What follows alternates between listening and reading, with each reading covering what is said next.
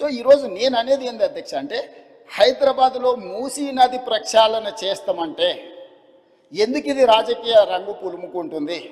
ఎంఆర్డీసీఎల్ నేను మొదలు పెట్టలే అధ్యక్ష. నిన్నగాక మొన్న సిరిసిల్ల ఎమ్మెల్యే గారు చెప్పారు మూసీ రివర్ డెవలప్మెంట్ కార్పొరేషన్ లిమిటెడ్ని మేమే ప్రారంభించినాము అన్నారు. అవును, మీరే ప్రారంభించారు, ప్రణాళికలు మీరే చేసారు, మీరు అర్థాంతరంగా వదిలేసారు.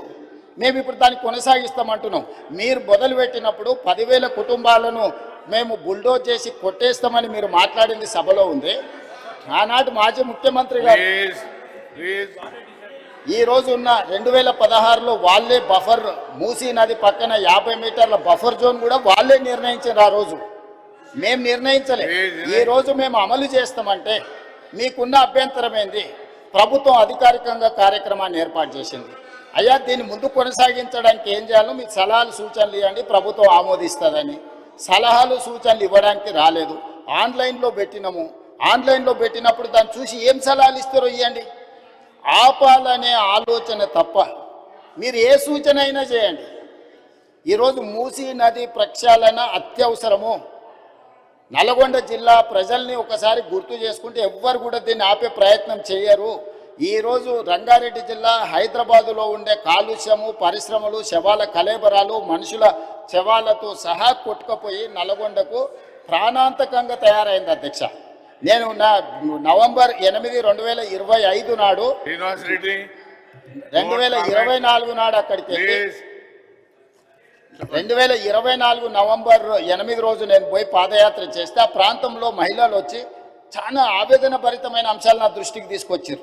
కొత్తగా పెళ్ళి అయితే పిల్లలు ఎవరు ఆ ప్రాంతంలో ఉండడం లేదు. అక్కడ పండించిన పంటలు తిన్నా, అక్కడ బోర్లలో నీళ్లు తాగినా పుట్టబోయే పిల్లల మీద విపరీతమైన ప్రభావం చూపిస్తుందని చెప్పి మహిళలు వచ్చి చెప్పినప్పుడు నేను ఆలోచన చేసిన అధ్యక్ష, వీళ్ళకు విముక్తి కలిగించాలి కదా, మనకు అవకాశం వచ్చినప్పుడు ఒక మంచి పని చేయాలి కదా, ఆ మంచి పని చేయడానికి మనం ప్రయత్నం చేయాలి కదా అని ప్రణాళికలు రచించినాం అధ్యక్ష. ఆ ప్రణాళికలలో మీరు అందరు చదువుకున్నోలే కదా, ఆడ డాక్టర్లు ఉన్నారు, మేధావులు ఉన్నారు, చాలా సంవత్సరాలు ప్రజల కోసం పనిచేసిన అని చెప్పుకునే వాళ్ళు ఉన్నారు. మీరు చదవండి, డాక్యుమెంట్లో మీరు సజెషన్ ఇవ్వండి. ఆపాలనేది కాకుండా ముందుకు వెళ్ళడానికి అవసరమైన మీ సలహాలు ఇవ్వండి. మీరు సలహాలు ఇస్తే మాకు అభ్యంతరం లేదు. ఆ సలహాలను మా ప్రభుత్వం స్వీకరిస్తుంది. అంతే తప్ప మేము చెయ్యలేము, మేము ఆపేస్తామనే విధానము ఎవరికి మంచిది కాదు. దయచేసి చైర్మన్ సార్, మీ ద్వారా ప్రధాన ప్రతిపక్షానికి నా సూచన ఒక్కటే, మీరు ఏం సలహాలు ఇస్తారో ఇవ్వండి. నిరభ్యంతరంగా మేము వాటిని స్వీకరిస్తాం.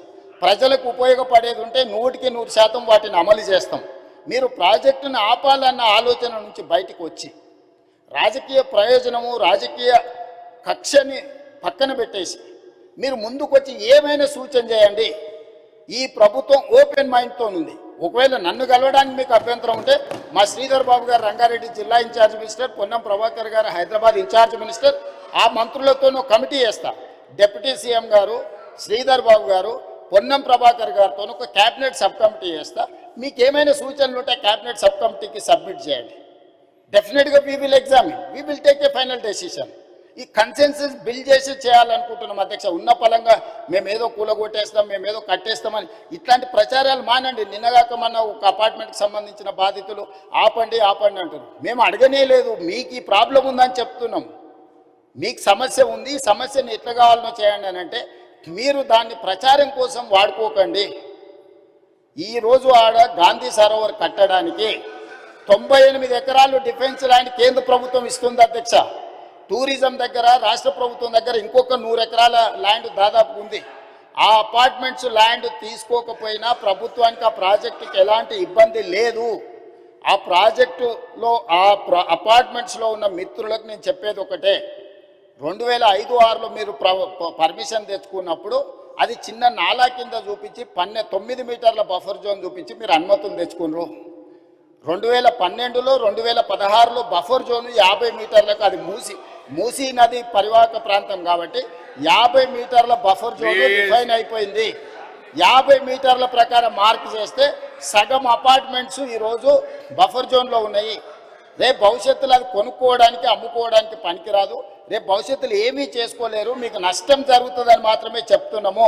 వాళ్ళకి ఇష్టమైతే ఆ ల్యాండ్ ప్రభుత్వ అభివృద్ధిలో భాగస్వామి చేస్తే వాళ్ళకు నష్టపరిహారం ఇచ్చి ప్రత్యామ్నాయం చూపించడానికి మాకు అభ్యంతరం లేదు అధ్యక్ష. ఎవరిని నిరాశ్రయులను చేస్తలేము అధ్యక్ష.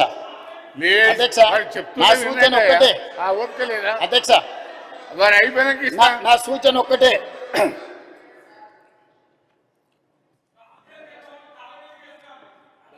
అదే చైర్మన్ సార్, మూసీ పరివాహక ప్రాంతంలో ఉన్న ఎవరైతే నివసిస్తున్నారో తమరి ద్వారా రాష్ట్ర ప్రభుత్వం ఇస్తున్న మాట, ఎవరిని నిరాశ్రయులను చెయ్యము, పునరావాసం కల్పిస్తాము. నిరాశ్రయులను చేసి వీధిలో పడేయడం వేరు, అభివృద్ధిలో భాగంగా నష్టపోతున్న వాళ్ళకు పునరావాసం కల్పించడం వేరు.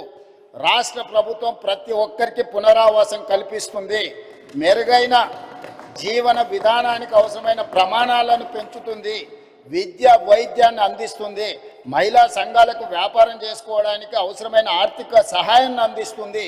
ఎవరిని కూడా నిరాశ్రయులను చెయ్యము. తమరి ద్వారా ఆ నిర్వాసితులని వీళ్ళు ఏదైతే వాళ్ళని ఉసిగొల్పుతున్నారో వాళ్ళకి నేను మాటిస్తున్నా అధ్యక్ష, ఏ ఒక్కరికి కూడా నష్టం చెయ్యము. మీకు మెరుగైన వసతులను ఏర్పాటు చేసి మిమ్మల్ని తరలిస్తాము. కాబట్టి ప్రాజెక్టు నిర్మించుకుంటూనే దానివల్ల ఎవరికైనా ఇబ్బంది కలిగితే వాళ్ళకి ప్రత్యామ్నాయ ఏర్పాట్లు చేద్దాం అధ్యక్ష. మీరు స్పష్టంగా సభ్యులందరూ కూడా మీరు చెప్పండి అధ్యక్ష.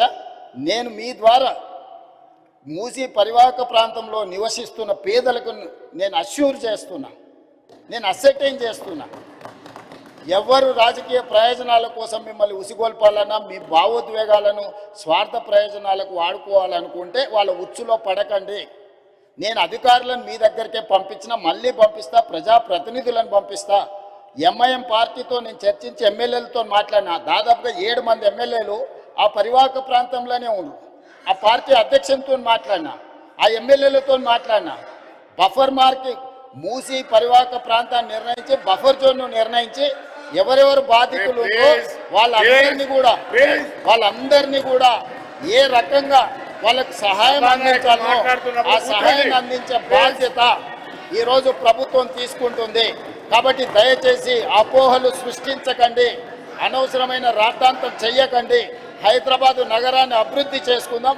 సభ్యులు ఒక మంచి ప్రశ్న అడిగినారు, అందుకే సుదీర్ఘంగా తమరి ద్వారా నగర ప్రజలకు రాష్ట్ర ప్రజలకు వివరించే అవకాశం కల్పించినందుకు తమరికి ధన్యవాదాలు తెలియజేస్తున్నా అధ్యక్ష.